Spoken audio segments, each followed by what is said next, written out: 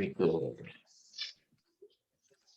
Okay, so we got poses, but the flower stack freezes and it feels like it doesn't have much life.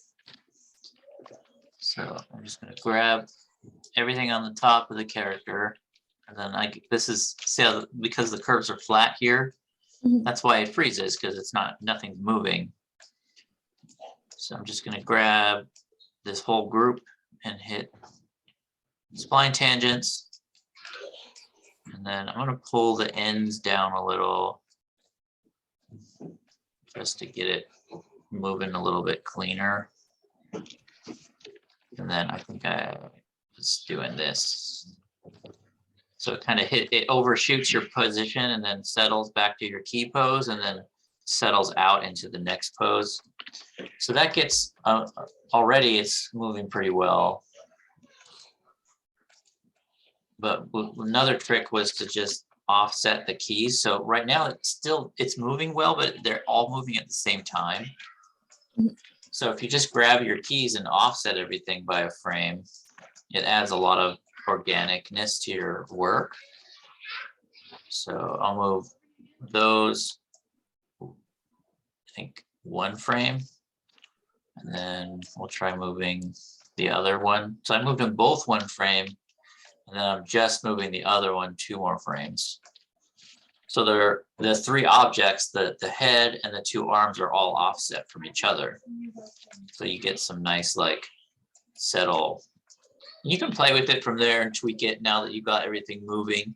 So it's still cool because it still hits your pose you have established, but it's continuing the motion all the way through.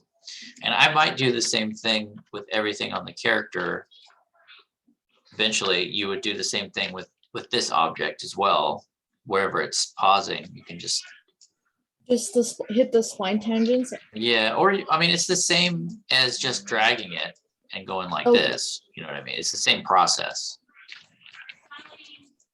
But so like you grab this curve, it defaults to this auto tangent. So spline just will overshoot the destination. Whereas auto will flatten it out. If it's close, see how it doesn't go past your keyframe? Most of the time, a lot of times when you're animating, you don't want to go past your keyframe. You want to hit your frame and then go to the next keyframe. So auto is more useful. But after you block your scene out, that's when spline tangents becomes sometimes more useful. But a lot of times I'll just grab the auto. If it's just one curve, I'll just grab it and move it down and kind of just start, cleaning the curves up a little bit. This kind of thing. But anyway, that's the trick. Yeah, it's crazy like how much of a difference it made. I know, I was actually pretty surprised how much more lifelike just doing that makes it. Okay, I'm gonna stop the recording so we can upload this later.